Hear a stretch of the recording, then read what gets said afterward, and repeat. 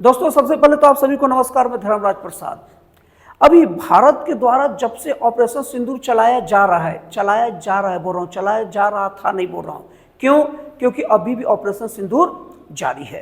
तो जब से ऑपरेशन सिंदूर चलाया गया भारत के द्वारा, तब से पूरे विश्व में ये सुरक्षा को लेकर ये बहस तो छिड़ गई कि किसी भी देश के पास न एक multi layer air defence system होना चाहिए और ये स्वदेशी मतलब खुद के टेक्निक पर भी निर्भर होना चाहिए। इसका कारण क्या है? सबसे पहले एयर डिफेंस सिस्टम समझ लीजिए क्या होता है।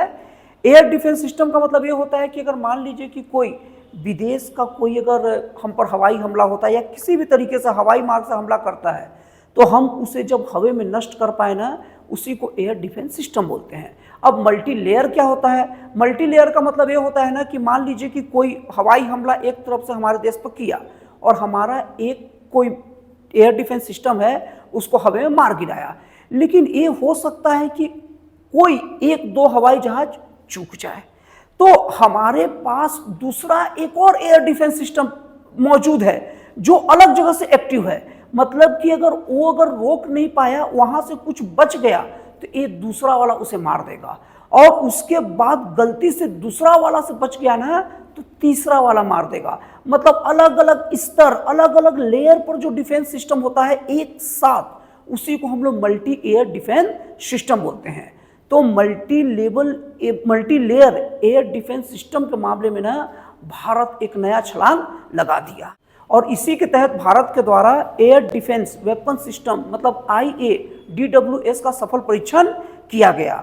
और ये जो परीक्षण है ना, रक्षा अनुसंधान एवं विकास परिषद DRDO के द्वारा किया गया और इस परीक्षण में एकदम सफलतापूर्वक 2 हाई स्पीड अनमैन्ड ड्रोन और मल्टीकॉप्टर जो ड्रोन और इसके साथ में अलग अलग 3 लक्ष्यों को सीधे भेदा और ये सभी के सभी लक्ष्य एक साथ अलग अलग जगह थे।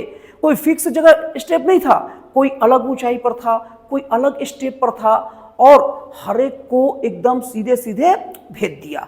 अब इसके बाद DRDO ने ये बात भी कहा कि ये जो डिफेंस सिस्टम है ना, पूरी तरीके से स्वदेशी टेक्निक पर आधारित है, मतलब खुद की टेक्निक है। अब जैसे मैंने आप लोग को वीडियो को शुरुआत में 2 बातें बताई थी कि एयर डिफेंस सिस्टम होना चाहिए, लेकिन उसका 2 खासियत होना चाहिए। एक तो मल्टी लेयर होना चाहिए और दूसरा खुद का होना चाहिए। तो मल्टी लेयर का बारे में बता दिया था क्यों होना चाहिए। अगर एक चूके तो दूसरा बचा है और नहीं तो तीसरा बचा ही ले। अब मैंने ये बात बोला था कि खुद की टेक्निक का क्यों होना चाहिए। खुद की टेक्निक के होने का ना 2 फायदे हैं। सबसे पहली बात, अगर विदेशों से खरीदा जाता है तो विदेशी लागत से बहुत ज़्यादा कीमत वसूलते हैं, मतलब देश पर आर्थिक बोझ बहुत ज़्यादा बढ़ जाता है क्योंकि बहुत महंगा पड़ता है। और अगर खुद की टेक्निक हो तो जब खुद का, जैसे कि हमारे देश में DRDO भारत के मिसाइल वगैरह बनाता है और भारत का रक्षा सिस्टम और हर प्रकार की चीज़ों को बनाता है, तो अगर खुद की टेक्निक होती तो बहुत ही ज़्यादा वो सस्ता पड़ता है। एक पहला फायदा हो गया। और दूसरा फायदा, जब युद्ध की जब नौबत आती है ना, तो देश बार्गेनिंग करने लग जाते हैं। और यही नहीं, अगर हमारा शत्रु देश उसको ज़्यादा कीमत दे या उसे डराए धमकाए, तो हमारा जो हथियारों का जो आवागमन है वो बाधित होता है और युद्ध के समय में ऐसी स्थिति ठीक नहीं होती। तो खुद का हथियार एक तो सस्ता ही पड़ता है और एक हर समय हमारे पास मौजूद भी रहता है। और आपको बता दूं कि ये जो IADWS है ना, अभी कुछ दिन पहले प्रधानमंत्री नरेंद्र मोदी जी द्वारा लाल किले से जो मिशन सुदर्शन चक्र की घोषणा की गई थी ना, उसी का ये भाग है। और इसके अगर कार्य प्रणाली को समझना हो ना, तो इसे 3 चरण में आप समझ सकते हैं।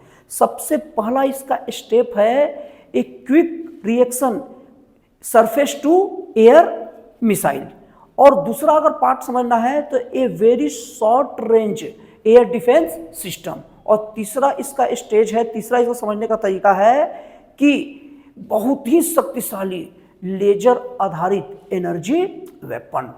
अब ये तो बताने की जरूरत ही नहीं है कि एक साथ अगर कई ड्रोन भी अगर हमारे सीमा में आ गए तो एक ही साथ सबको निस्तो नाबूते कर सकता है। और सबसे बड़ी बात बता दूं कि ये जो हमारा डिफेंस सिस्टम है ना, वो mobile defence system. Mobile defence system का मतलब क्या है कि ये कभी भी अगर जरूरत पड़ा, मान लो दुश्मन इधर से उधर हो गया, तो हम इसको ट्रकों पर लेकर बहुत जल्दी आगे पीछे कर सकते हैं।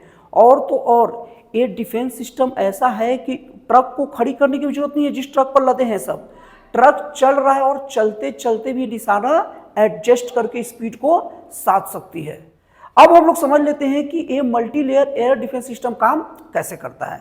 सबसे पहले अगर मान लीजिए कि कोई भी ड्रोन अगर हमारे देश में गलत नीयत से घुसता है, जाहिर सी बात है कोई भी अगर बाहरी ड्रोन हमारे देश में घुसेगा तो गलत नीयत से घुसेगा, तो उसमें लगे जो रडार है ना, वो quick reaction surface to air missile को सीधे सूचना देता है और वो इसे हमारे रेंज के 30 किलोमीटर के रेंज में ही उसको ख़त्म कर देता है। और अगर इसकी स्पीड की बात किया जाए तो मैक 4.7, मतलब कि अगर सामान्य भाषा में बात किया जाए तो 5775 किलोमीटर प्रति घंटा इसकी स्पीड है। और ये स्पीड किसी भी ड्रोन या किसी भी दुश्मन के कोई मिसाइल को नष्ट करने में हवा के में एकदम ही काफ़ी है। अब जैसे कि मैंने आप लोग को बताया था multi layer air defence system, अब जैसे मान लो क्विक रिएक्शन जो पहले वाला था, quick reaction surface to air missile से बच गया, तो अब वो रेंज आकर आ जाएगा 6 से 7 किलोमीटर के रेंज में। और 6 से 7 किलोमीटर रेंज में सेकंड वाला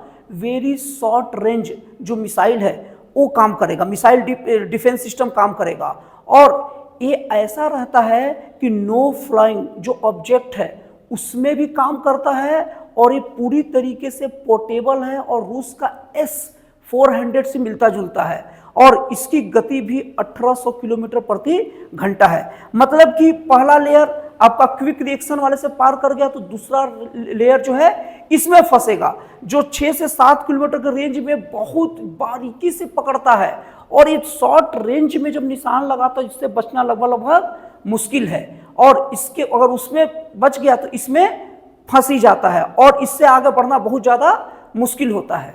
लेकिन मैंने आपको थोड़ा देर पहले बताया था कि मल्टी लेयर का मतलब ही होता है एक से बचा तो दूसरा और दूसरा से बचा तो तीसरा। अब जैसे मान लीजिए क्विक रिएक्शन वाले से बच गया जो 30 किलोमीटर जिसका रेंज था, और दूसरा चीज अभी मान लो शॉर्ट रेंज से भी बच गया जो सेकंड नंबर का था मल्टी लेयर के अकॉर्डिंग, अब उससे भी अगर बच गया ना तो तीसरा बड़ा खतरनाक है बाबू। तीसरा है शक्तिशाली लेजर एनर्जी डिफेंस सिस्टम। ये इतना ज़्यादा शक्तिशाली होता है और इतना ज़्यादा सेंसिबल होता है, ये लेजर गन होता है। और लेजर गन, ये जो लेजर गन होता है वो अगर उसके रेंज में कोई भी आ जाए, मोटा सा मोटा लोहा और मेटल भी सीधे गला के खाफ करता है, वो उसको तोड़ता उड़ता नहीं है, उड़ाता नहीं, सीधे गला देता है। और इसका स्पीड अगर आप सुनेंगे तो दंग रह जाएंगे।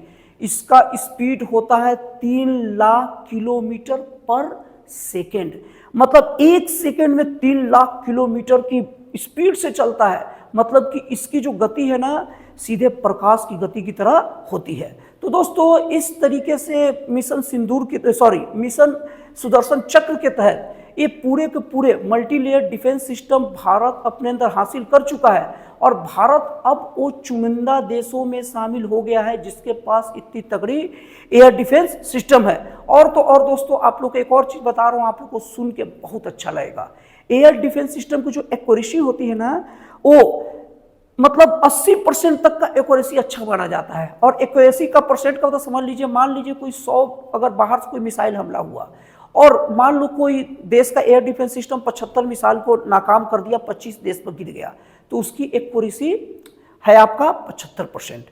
और इसमें सबसे अच्छा माना जाता है अगर 80% पार है, मतलब 100 में 80 मिसाइल को हवा में नष्ट कर दे तो अच्छा माना जाता है। और अभी तक का सबसे अच्छा एक्यूरेसी इजराइल का था, लेकिन भारत के था बोला हूँ, एक्यूरेसी अभी है नहीं। भारत के ऑपरेशन सिंदूर के समय जब तुर्की ड्रोन, जो एहसान फरामोश देश तुर्की जो भारत को ड्रोन भेजा था और वो ड्रोन जब पाकिस्तान हमला किया था भारत पर, तो भारत की एयर डिफेंस सिस्टम की एक्यूरेसी आकाश तीर के द्वारा 100% दर्ज की गई, जो अपने आप में विश्व का एक रिकॉर्ड है। तो दोस्तों आपको ये बहुमूल्य जानकारी कैसा लगा प्लीज़ कमेंट करके बताइएगा। तो फिर मिलते हैं अगले वीडियो में एक नए, एक जन कल्याणकारी और राष्ट्रवाद से प्रेरित नए विचारों के साथ।